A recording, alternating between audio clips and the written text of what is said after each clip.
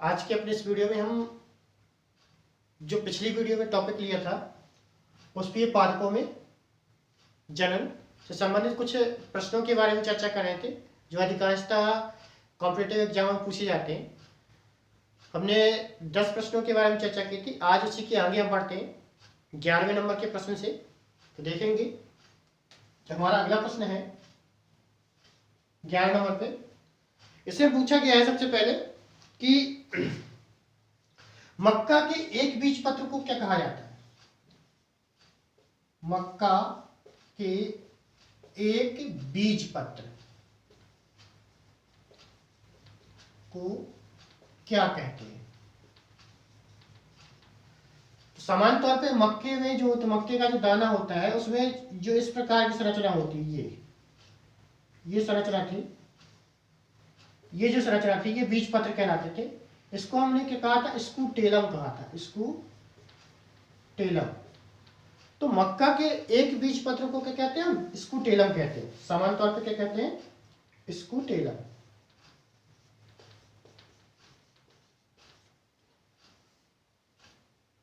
ठीक। इसका जो 12वां प्रश्न होगा हमारा, इस 12वें प्रश्न में पूछा गया है कि सरसों में पुंकेसर किस प्रकार का होता है। सरसों का जो पुष्प होता है उसमें पुंकेसर किस प्रकार का होता है। सरसों में पुंकेसर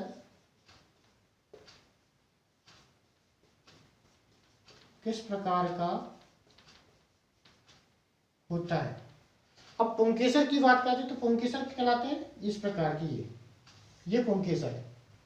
तो पुंकेसर किस प्रकार का होता है, तो इसे बता सकते हैं कि चतुर्थी मतलब 4 भुजाओं वाला होता है। ठीक है।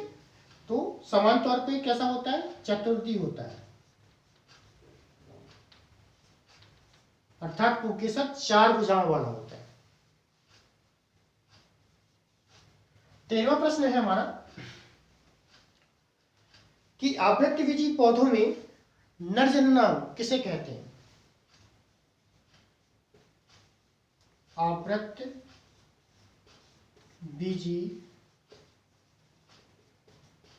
पौधों में नरजननांग किसे कहा जाता है। तो नरजननांग क्या होते हैं, पुंकेसर। ठीक है। आवृतबीजी में नरजननांग को पुंकेसर या कह सकते हैं, इसको हम एंड्रोसियम कहते हैं, और मादा जननांग को हम गायनोसियम या जायांग कहते हैं। तो आप इसको समान तौर पे लिख सकते हैं पुंकेसर या पुमंग, पुंकेसर या इसी को पुमंग कहते हैं, या हिंदी में कह सकते, इंग्लिश में कहेंगे एंड्रोसियम। ठीक है। 14वें नंबर का प्रश्न है हमारा कि साल्विया नामक पौधे में या साल्विया के पुष्प में जो परागण की क्रिया होती है वो किस प्रकार की होती है। साल्विया में किस प्रकार का परागण होता है।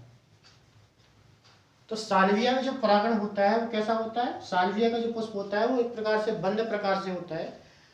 तो उसमें जो बंद प्रकार के जो पुष्प होते हैं उसमें उसे हम अनुन्मीली पुष्प कहते हैं। ठीक है। तो ऐसे पुष्पों में क्या होता है, कीट परागण होता है, कीट परागण, जिसे हम इंसेक्ट पॉलिनेशन कहते हैं। ठीक है। अगला है परागकण की बाह्य भित्ति को क्या कहा जाता है। तो परागकण की संरचना भी हम बता चुके हैं। तो परागकण की ये संरचना थी, ये इस प्रकार, इसकी जो ये बाहरी भित्ति थी, इस बाहरी भित्ति को हम क्या कहते थे, बाह्य चोल। क्या कहते थे, बाह्य चोल या एक्सटाइन कहते थे, एक्सटाइन। ठीक है। इसको क्या कहते थे, एक्सटाइन। तो हम समान तौर पर बता सकते हैं कि परागकण की जो बाह्य भित्ति होती है उसे हम क्या कहते हैं, बाह्य चोल कहते हैं। इसी से जुड़ा एक प्रश्न और होता है इसी तात्पर्य कि जो परागकण की बाह्य भित्ति होती है परागकण की बाह्य भित्ति किसकी बनी होती है? तो यही बताया था हमने कि परागकण की जो बाहरी भित्ति होती है, इसकी चर्चा हमने पिछले वीडियो में की थी कि यह स्पोरोपोलेनिन किसकी बनी होती है? स्पोरोपोलेनिन की बनी होती है। ठीक है, इसकी बनी होती है परागकण की जो बाह्य भित्ति होती है, जिसे हम बाह्य चोल कहते हैं, स्पोरोपोलेनिन की बनी होती है। इसी प्रकार अगर हम बात करें तो बीज रहित, अगला प्रश्न है, बीज रहित फल बनने की क्रिया को क्या कहते हैं? तो बीज रहित जो फल बनता है, हमने एक अनिषेक फलन की क्रिया जो बात की थी, तो अनिषेक फलन की क्रिया में क्या होता था कि निषेचन के बिना ही फल का विकास होता था। तो जब निषेचन के बिना ही फल का विकास होगा तो ऐसे फलों में बीज बनने की संभावना खत्म हो जाती है। तो सामान्य तौर पे बीज रहित फल बनने की क्रिया को क्या कहते हैं? अनिषेक फलन कहते हैं। क्या कहते हैं? अनिषेक फलन कहते हैं। इसमें क्या होता है, जो भी फल बनते हैं उसमें बीज नहीं पाया। जैसे हम सामान्य तौर पे केला की बात कर लें, अंगूर की बात कर लें, ये कुछ ऐसे फल हैं जिसमें क्या होता है कि बिना निषेचन के ही फल बनने की क्रिया प्रारंभ होती है, फलस्वरूप इनमें बीज नहीं पाए जाते हैं, ना के बराबर पाए। इसकी कुछ प्रजातियों में पाए जाते हैं, कुछ प्रजातियों में नहीं पाए जाते।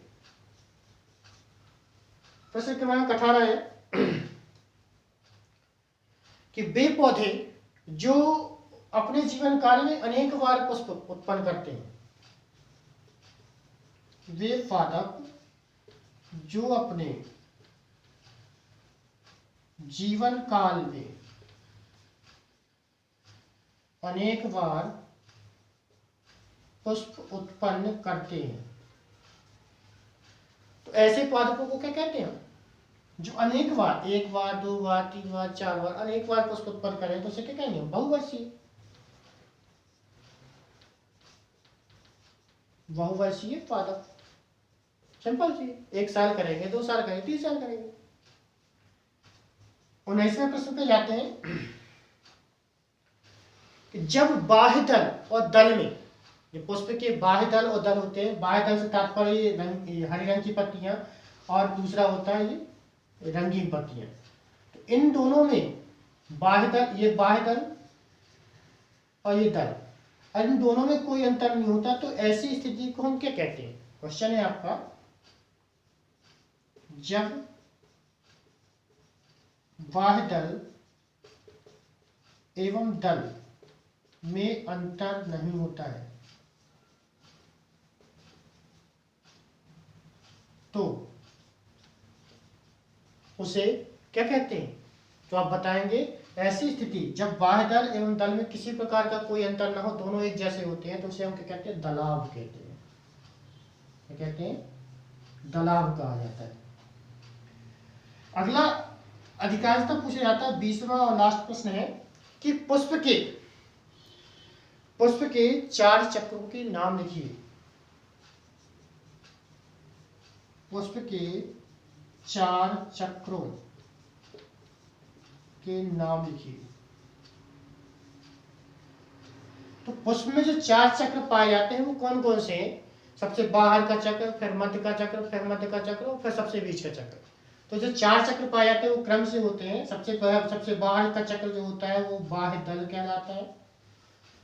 उसके बाद आपका आता है रंगीन भाग, दल पुंज। फिर उसके बाद आता है पुंकेसर वाला भाग, तो उसको कहते हैं पुमंग या पुंकेसर। और सबसे बीच वाला भाग आता है, इसको कहते हैं हम जायांग। ठीक है, तो ये पुष्प के 4 चक्र हैं। सबसे बाहर की ओर बाह्य दल, उसके बाद दल पुंज, उसके बाद पुमंग, उसके बाद बीच का भाग जायांग कहलाता है। तो ये कुछ पुष्पीय पादपों में जनन से संबंधित कुछ प्रश्न थे जो अक्सर एग्जाम में पूछे जाते हैं। इसी प्रकार के अन्य टॉपिक से जुड़े प्रश्न को जानने के लिए वीडियो को लाइक करें, शेयर करें और चैनल को सब्सक्राइब करें। और साथ ही में बेल आइकन दबाएं ताकि इस प्रकार की वीडियो की जानकारी का नोटिफिकेशन आपको समय समय पर मिलता रहे। धन्यवाद।